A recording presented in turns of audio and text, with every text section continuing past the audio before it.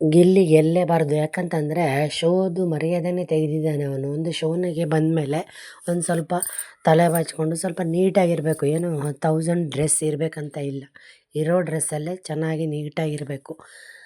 ಆದರೆ ಅವನು ತಾನು ಏನು ಪೋಟ್ರಿ ಮಾಡ್ತಾಯಿದ್ದಾನೋ ಗೊತ್ತಿಲ್ಲ.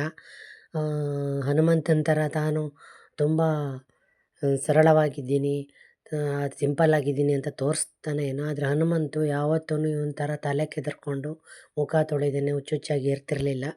ಅವನು ಲುಂಗಿ ಮತ್ತು ಶರ್ಟ್ ಹಾಕ್ಕೊಂಡ್ರೂ ಡೀಸೆಂಟಾಗಿದ್ದ, ಡೀಸೆಂಟಾಗಿ ಮಾತಾಡ್ತಿದ್ದ.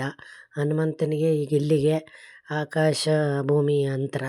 ಹನುಮಂತನಿಗೆ ಒಳ್ಳೆ ಸಂಸ್ಕೃತಿ ಇದೆ. ಈ ಗಿಲ್ಲಿಗೆ ಸಂಸ್ಕೃತಿನೇ ಇಲ್ಲ. ದೊಡ್ಡವರಿಗೆ ಒಂದು ರೆಸ್ಪೆಕ್ಟ್ ಕೊಡಲ್ಲ.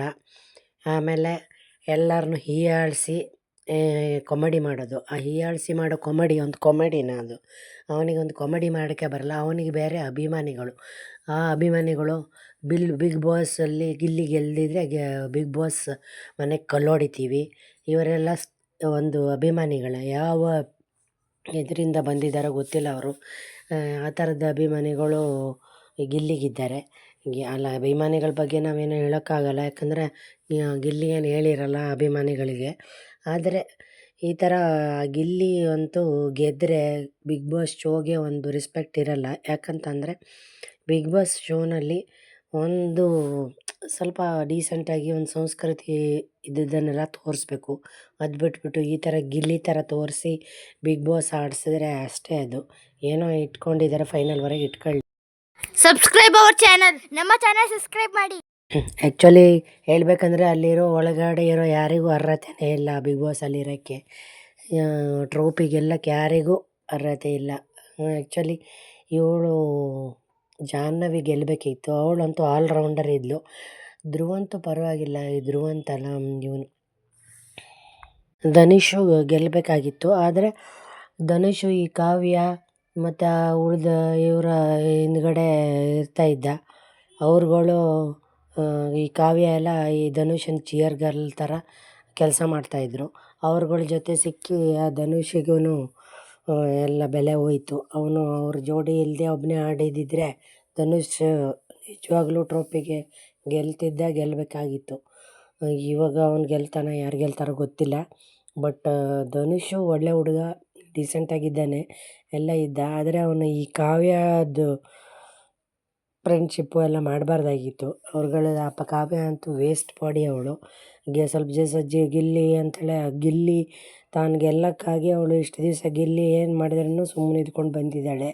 ಅವಳ ಮನೆಯವರು ಬಂದ್ಬಿಟ್ಟು ಗಿಲ್ಲಿ ಜೊತೆನೇ ಚೆನ್ನಾಗಿರು, ಗಿಲ್ಲಿಗೆ ಅಣ್ಣ ಅನ್ಬೇಡ, ಏನು ಇವರಿಗೇನು ಒಂದು ಸಲ ಶೋನಲ್ಲಿ ಏನು ಮಾತಾಡ್ಬೇಕಂತಲೇ ಗೊತ್ತಿಲ್ಲ. ಅಣ್ಣ ತಂಗಿ ಥರನೇ ಇರ್ಬೇಕು ತಾನೇ ಎಲ್ಲ ಕಡೆನೂ. ಇದು ಗಿಲ್ಲಿ ಶೋನಲ್ಲಿ ಆ ಗಿಲ್ಲಿ ಇವಳು ಬಾಯ್ ಫ್ರೆಂಡ್ ಅವನು ಅಲ್ವಲ್ಲ. ಅವನನ್ನು ಅಣ್ಣ ಅನ್ಬೇಡ ಅಂತ ಮನೆಯವರೆಲ್ಲ ಹೇಳ್ಕೊಟ್ಟಿದ್ದಾರೆ. ಮನೆಯವರೆಲ್ಲ ಹೇಳ್ಕೊಟ್ಟ ಮೇಲೂ ಆ ಕಾವ್ಯನ ಅಲ್ಲೇ ಇಟ್ಕೊಂಡಿದ್ದಾರೆ ಈ ಬಿಗ್ ಬಾಸ್ನವ್ರಿಗೆ.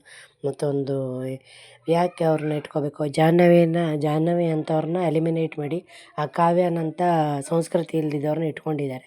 ಅವಳು ಜಗಳ ಆಡಬೇಕಾದ್ರೆ ಹಿರಿಯರಿಗೆ ರೆಸ್ಪೆಕ್ಟ್ ಕೊಡಲ್ಲ. ಈಗ ಅಶ್ವಿನಿನೂ ತುಂಬ ಜೋರಿದ್ದಾಳೆ, ಅವಳು ಜೋರಿಲ್ಲ ಅಂತಲ್ಲ, ಆದರೆ ಹಿರಿಯರು ಕಿರಿಯರು ಅಂತ ಇರಬೇಕು. ಇವಾಗ ಕಾರ್ತಿಕ್, ರೂಪೇಶ್ ಶೆಟ್ಟಿ ಅವರೆಲ್ಲ ಒಂಥರ ಕಲ್ಚರ್.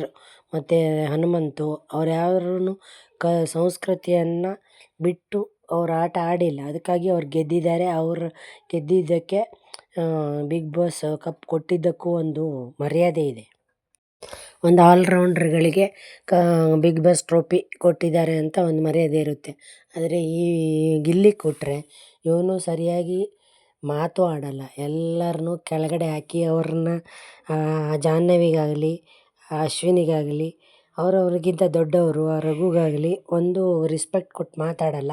ಅವ್ರನ್ನ ಕೆಳಗಡೆ ತುಳಿದು ಮಾತಾಡಿ ಅದನ್ನು ಇದು ಮಾಡಿ ಅವರಿಗೆಲ್ಲ ಸಿಟ್ಟು ಬರುವಂಗೆ ಮಾಡಿ ಆ ಥರ ಮಾಡ್ತಾನೆ. ಅವನಂಥವರಿಗೆ ಇಂಥ ಸಂಸ್ಕೃತಿ ಇಲ್ದಿದ್ದವನ್ನ ಇಷ್ಟು ದಿವಸ ಇಟ್ಕೊಂಡಿರೋದು ದೊಡ್ಡ ತಪ್ಪು. ಜಾಹ್ನವಿ ಅಂತ ಒಳ್ಳೆ ಸಂಸ್ಕೃತಿ ಇದ್ದವ್ರನ್ನ ಹೊರಗಡೆ ಹಾಕಿದ್ದಾರೆ. ಇದೆಂಥ ಬಿಗ್ ಬಾಸ್ ಅಂತಲೇ ಅರ್ಥ ಆಗ್ತಾಯಿಲ್ಲ. ಈ ಕಾವ್ಯನ ಫಸ್ಟೇ ಹೊರಗಡೆ ಹಾಕಬೇಕಾಗಿತ್ತು.